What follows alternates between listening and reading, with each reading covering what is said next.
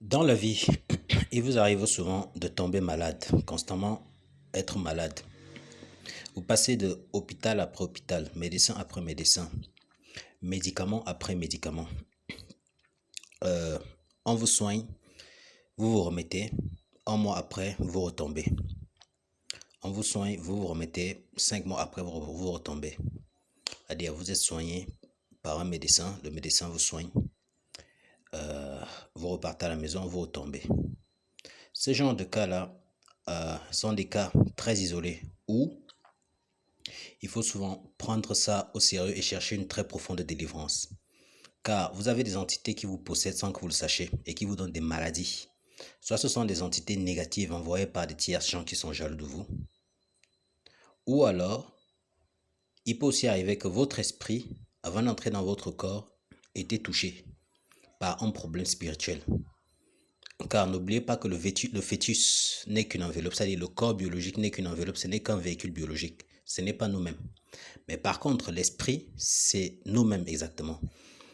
Donc, la majorité de ces maladies que vous avez soignées et qu'on n'arrive pas à soigner au niveau des hôpitaux, c'est-à-dire vous gaspillez tout votre argent, vous gaspillez plein d'argent, on vous amène hôpital après hôpital. Quand ça arrive par exemple à la troisième fois, essayez plutôt de chercher une délivrance très approfondie.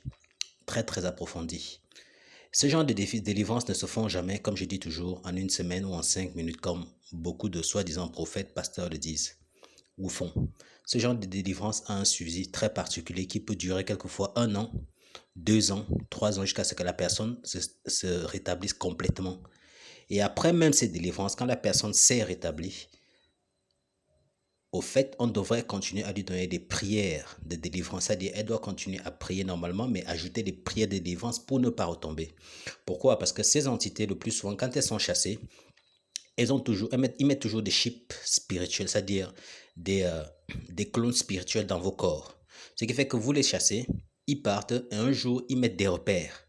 Ils reviennent en force et ils reviennent encore pour posséder dans le but de vous mettre plus de maladies.